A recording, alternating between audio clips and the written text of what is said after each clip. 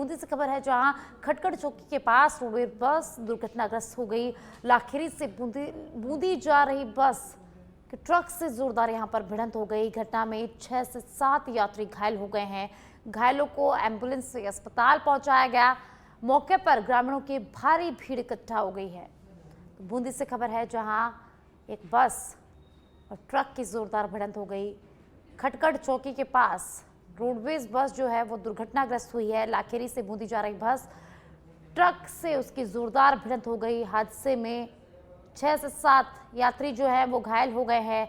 घायलों को एम्बुलेंस की सहायता से अस्पताल पहुंचाया गया है, जहां उनका इलाज जारी है। वहीं मौके पर ग्रामीणों की भारी भीड़ इकट्ठा हो गई है। पुलिस को इसकी सूचना दे दी गई है।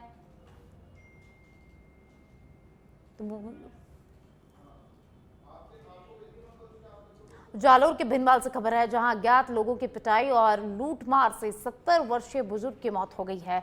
भिनवाल के राजकीय अस्पताल में शव को लाया गया। आदिवासी समाज में जबरदस्त आक्रोश देखने को मिल रहा है। कल दोपहर अज्ञात युवकों ने वृद्ध को बंधक बनाकर गंभीर मारपीट की। कानों से सोने की मुर्की, हाथ का कड़ा, मोबाइल और पर्स छीन लिया था। आरोपियों की गिरफ्तारी नहीं होगी तब तक शव का उठाव यहां पर नहीं किया जाएगा। आदिवासी समाज लगातार आक्रोशित है और शव को रखकर प्रदर्शन किया जा रहा है।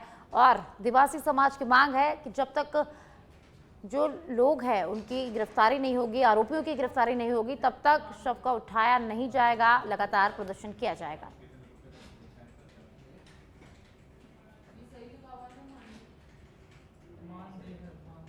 बांसवाड़ा में सोमवार देर शाम बस चालकों के बीच मामूली विवाद खूनी संघर्ष में बदल गया, जब पार्टी बस का कांच टूटने को लेकर एक पक्ष ने लोहे के रोड से चालक राजेश पर हमला कर दिया। सिर पर गंभीर चोट लगने से राजेश लहूलुहान होकर गिर पड़ा और परिचालक उसे तुरंत अस्पताल ले गया, जहां उसका ट्रॉमा वार्ड में उपचार चल रहा है।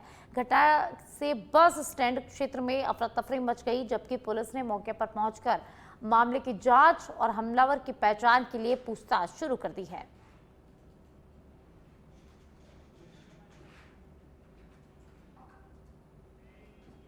और अब बीकानेर के नापासर से खबर है, जहां मुनसर गांव में चोरी की वारदात हुई है। चोरों ने लाखों के जेवर और नकदी पर यहां हाथ साफ किया है। एक भाई बाहर गया हुआ था, दूसरा खेत पर काम कर रहा था और घर पर एक महिला और बच्चे मौजूद थे। उस दौरान ये घटना हुई। पुलिस, डॉग स्क्वाड और एफएसएल की टीम मौके पर पहुंची है। पुलिस लगातार मामले की जांच कर रही है। तो बांसवाड़ा से खबर है, जहां दिन दहाड़े चोरी की वारदात हुई है।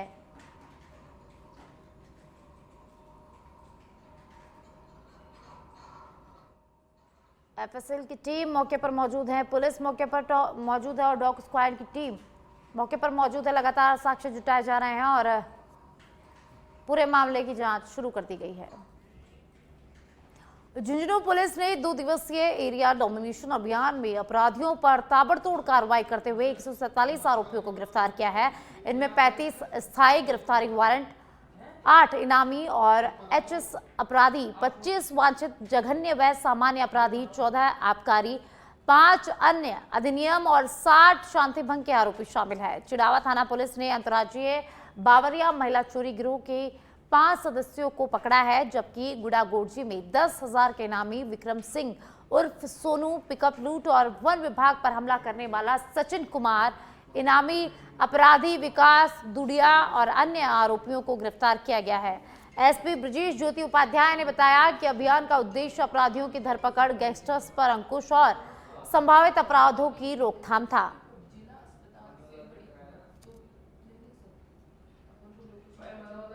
तो झुंझुनू से खबर है, जहां कई आरोपियों की गिरफ्तारी हुई है। एसपी का कहना है कि अपराध नियंत्रण को लेकर अभियान लगातार जारी रहेगा। पुलिस का 2 दिवसीय एरिया डोमिनेशन अभियान और जिले भर में पुलिस ने 147 आरोपियों को अभियान के तहत गिरफ्तार किया है। कार्रवाई के दौरान 8 इनामी और एचएस अपराधी भी गिरफ्तार किए गए हैं। 25 जघन्य और सामान्य मामलों में वांछित आरोपियों को पकड़ा गया है। 4 आबकारी, 5 अन्य अधिनियम, 7 शांति भंग के आरोपियों को गिरफ्तार किया गया है। और अब टॉक से खबर है, जहां बिसलपुर बांध से नहरों में पानी छोड़ने को लेकर बैठक आयोजित। दाई और बाई नहर में सिंचाई के लिए पानी छोड़ा जाएगा। किसानों ने आज ही नहरों में पानी छोड़ने की मांग रखी। नहरों की सफाई और मरम्मत में भ्रष्टाचार का मुद्दा भी यहाँ उठाया गया है। सरकार नहरों की सफाई और मरम्मत के लिए करोड़ों रुपए खर्च करती है। कलेक्टर की अध्यक्षता में जल वितरण समिति की बैठक हो रही है। बिसलपुर सिंचाई परियोजना के तहत किसानों को पानी मिलेगा। बिसलपुर बांध का 8 टीएमसी पानी सिंचाई के लिए रिजर्व है। तो टॉक से खबर है, जहां किसानों ने आज ही नहरों में पानी छोड़ने की मांग की। नहरों की सफाई और मरम्मत में भ्रष्टाचार का मुद्दा भी इस बैठक में आज उठाया गया है। बिसलपुर बांध से नहरों में पानी छोड़ने को लेकर आज बैठक आयोजित हुई है। दाई और बाई नहर में सिंचाई के लिए पानी छोड़ा जाएगा। तो किसानों ने आज ही नहरों में पानी छोड़ने की यहाँ मांग रखी, बैठक में मांग रखी। नहरों की सफाई और मरम्मत में भ्रष्टाचार का मुद्दा भी इस बैठक में आज उठाया गया है।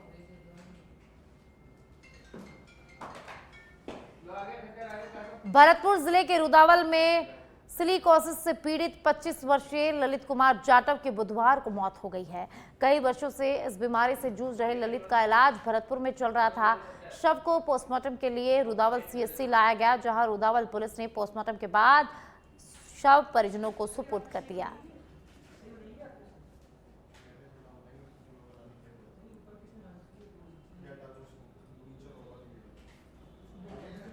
तो भरतपुर के रुदावल से खबर है, जहां सिलिकोसिस से 25 वर्षीय ललित कुमार की मौत हो गई। काफी लंबे समय से इस बीमारी से वो जूझ रहा था और इलाज भरतपुर में चल रहा था। शव पोस्टमार्टम के बाद परिजनों को सुपुर्द कर दिया गया है।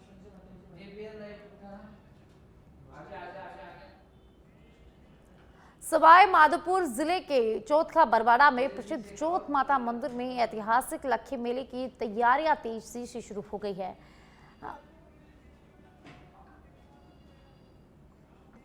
अब आपको सीधे लिए चलते हैं जयपुर एयरपोर्ट, जहां केंद्रीय मंत्री गजेंद्र सिंह शेखावत पहुंचे हैं। तो सीधी तस्वीरें जयपुर एयरपोर्ट पर, तो उनके साथ केंद्रीय मंत्री मनोहर लाल खट्टर भी मौजूद हैं।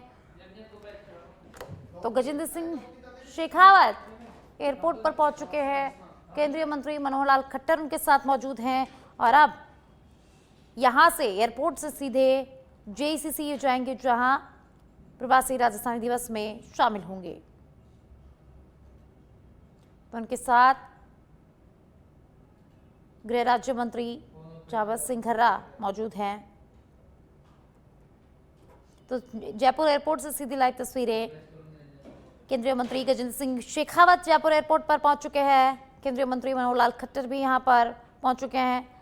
ऊर्जा मंत्री हीरालाल नागर ने उनका स्वागत किया है और ज्यादा जानकारी के लिए मेरे सहयोगी निरंजन मेसा जुड़ गए हैं। निरंजन, एयरपोर्ट पर केंद्रीय मंत्री गजेंद्र सिंह शेखावत पहुंच चुके हैं, मनोहर लाल खट्टर भी यहां पर पहुंच चुके हैं। क्या कुछ अपडेट आपके पास निरंजन?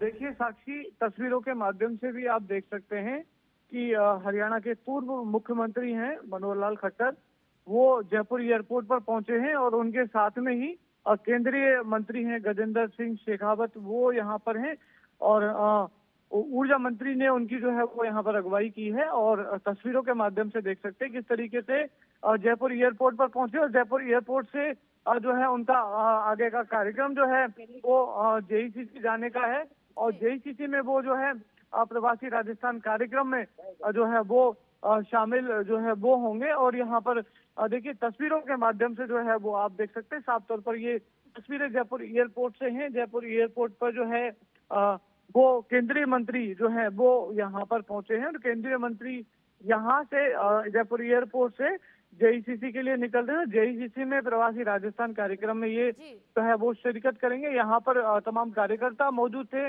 बीजेपी से जुड़े हुए लोग मौजूद थे, जो कि यहाँ पर कार्यक्रम में जो है उनकी अगुवाई करने के लिए, उनके स्वागत करने के लिए जो है वो यहाँ पर पहुंचे थे। और यहाँ पर देखिए तस्वीरों में भी देख सकते हैं कि जो है गृह राज्य मंत्री जो है जवाहर सिंह बेडम यहाँ पर वो यहाँ पर पहुंचे हैं और गेस्ट ऑफ ऑनर देने के लिए यहाँ पर जो है वो पहुंचे हैं।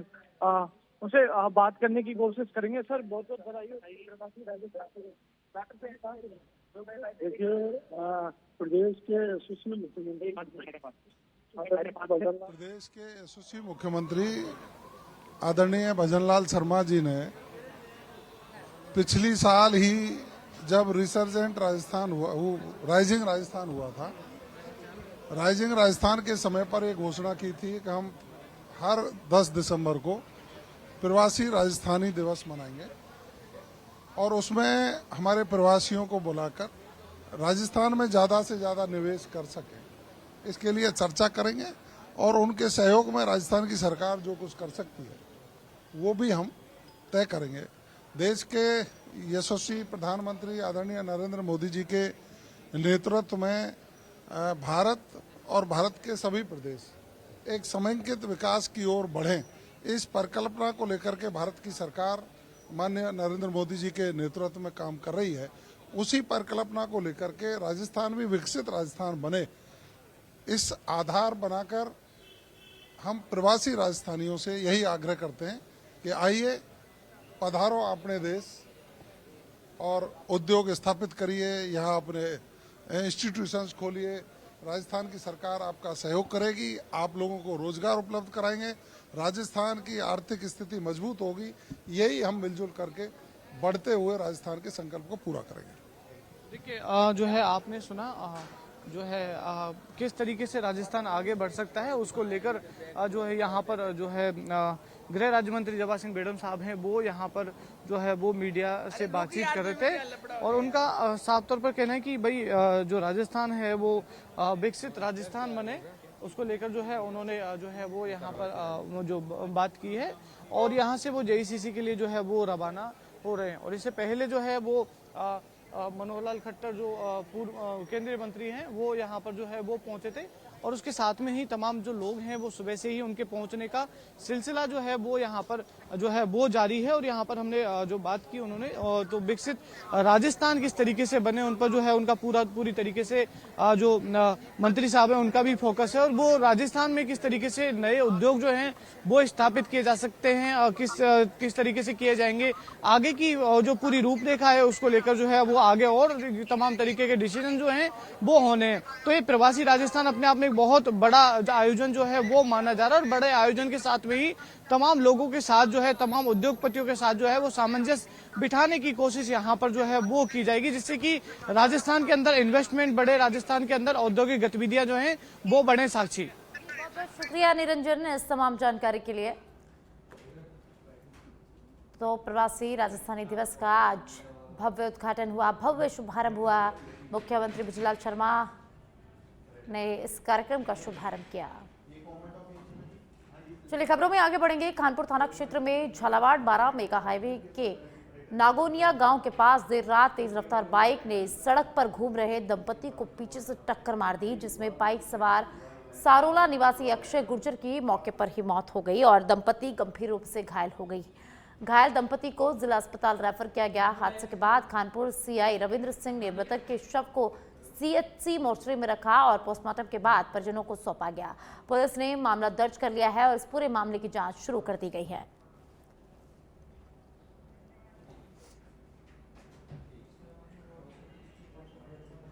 भरतपुर के बयाना रुदावल क्षेत्र में बंशी पहाड़पुर में अवैध खनन धड़ल्ले से जारी है, जहां बड़े पत्थरों को ट्रैक्टर ट्रॉली से भरकर रीको क्षेत्र में बेचा जा रहा है। स्थानीय लोगों का आरोप है कि रॉयल्टी ठेकेदार और खनन विभाग के कुछ अधिकारियों की मिलीभगत से यह गतिविधि बेखौफ चल रही है। इससे राजस्व को नुकसान के साथ पर्यावरण और स्थानीय भू आकृति को भी खतरा मंडरा रहा है। जबकि मुख्यमंत्री भुजलाल शर्मा ने हाल ही में अवैध खनन पर पूरी सख्ती के निर्देश दिए थे। जमीन पर स्थिति इसके बिल्कुल उलट दिखाई दे रही है। स्थानीय लोगों ने सरकार से तत्काल सख्त कार्रवाई की यहाँ मांग की है।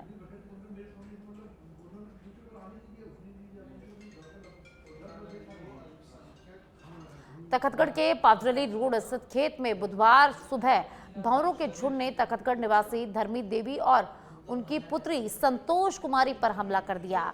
घबराई महिलाएं अपनी जान बचाने के लिए नहर में कूद गई और गंभीर घायल होकर तखतगढ़ अस्पताल पहुंची, जहां उनका प्राथमिक उपचार जारी है।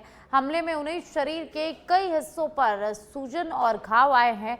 नगर पालिका अध्यक्ष ललित राकावंत ने प्रशासन से भौरों के बढ़ते प्रकोप को रोकने के लिए आवश्यक कदम उठाने की यहां पर मांग की है, जबकि स्थानीय लोग भी भय के माहौल में सतर्क हैं।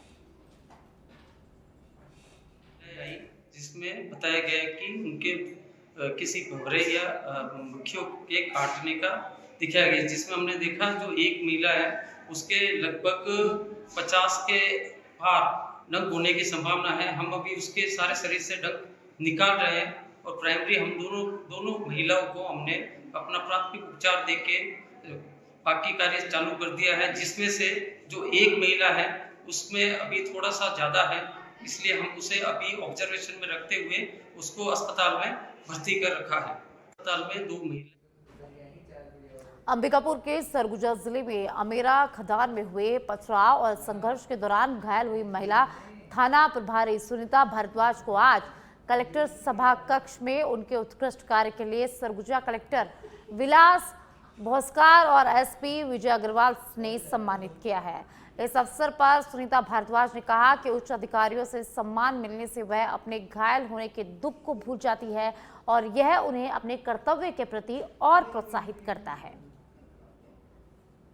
हमारे अधिकारी लोग इस प्रकार से हमको अप्रिशिएट करते हैं, वाकई में फिर हम जो है कितना भी हम चोटिल हों या फिर किसी भी गंभीर परिस्थिति में फंस गए थे उस दिन, तो हम वो सारे चीज़ों को भूल जाते हैं। आज जो मुझे कलेक्टर सर ने, हमारे एसपी सर ने, डीएम सर ने, पूरे जितने शासन प्रशासन ने मुझे आज जो इतना मान सम्मान दिया है, मेरे मीडिया के पूरे बंधुओं ने इतना मुझे मान सम्मान दिया है, तो उससे मैंने उस दिन की अब जो स्थिति थी उसको मैं अब भूल गई हूँ ऐसे लग रहा है, और भूलना ही मेरे लिए ज़्यादा उचित रहेगा। विकास भाई सभी को बहुत बहुत धन्यवाद, और मेरे एसपी सर को, कलेक्टर सर को, मेरे आईजी सर को, एडीएम सर को, सबको बहुत दिल से धन्यवाद। उन्होंने मुझे सम्मान देकर इतना। हमारे विभाग में जब भी कोई भर्ती होता है, भर्ती होने के बाद ट्रेनिंग होती है। ट्रेनिंग कंप्लीट होने के बाद हम एक शपथ लेते हैं कि कोई भी परिस्थिति हो, जनता के हित के लिए और कानून की रक्षा के लिए हम काम करेंगे, और उसी को आप अभी देख रहे हैं प्रत्यक्ष रूप से कि जो हमारी महिला थाना प्रभारी सुश्री सुनीता भारद्वाज, उन्होंने जो काम किया है वो अपने शपथ को यहाँ पर निभाई है, अपनी ड्यूटी और कर्तव्य को निभाई है। वाकई में बड़ी तारीफ़ काबिल चीज़ है, और इसके लिए आज आदरणीय कलेक्टर सर ने उनको सम्मानित किया है। हमारे विभाग में। और अब चांपा से खबर है, जहां चांपा रेलवे स्टेशन में नवजात शिशु मिला। प्लेटफॉर्म नंबर 4 में ओवरब्रिज के नीचे कंबल में लिपटा हुआ ये शिशु मिला है। कंबल में हलचल होने पर यात्रियों ने देखा और चाइल्ड लाइन को सूचना दी। शिशु की उम्र 15 दिन बताई जा रही है। चाइल्ड लाइन ने नवजात का जिला अस्पताल में परीक्षण करवाया है। तो चांपा से खबर है, जहां चांपा रेलवे स्टेशन पर एक नवजात शिशु मिला है। 15 दिन का नवजात शिशु मिला है। एक कंबल में लिपटा हुआ ये नवजात शिशु मिला है, और जैसे ही यात्रियों ने कंबल में हलचल देखी और देखा तो उसमें शिशु था। तुरंत चाइल्ड हेल्पलाइन को इसकी सूचना दी गई, तो चाइल्ड हेल्पलाइन मौके पर पहुंची और नवजात का जिला अस्पताल में परीक्षण करवाया।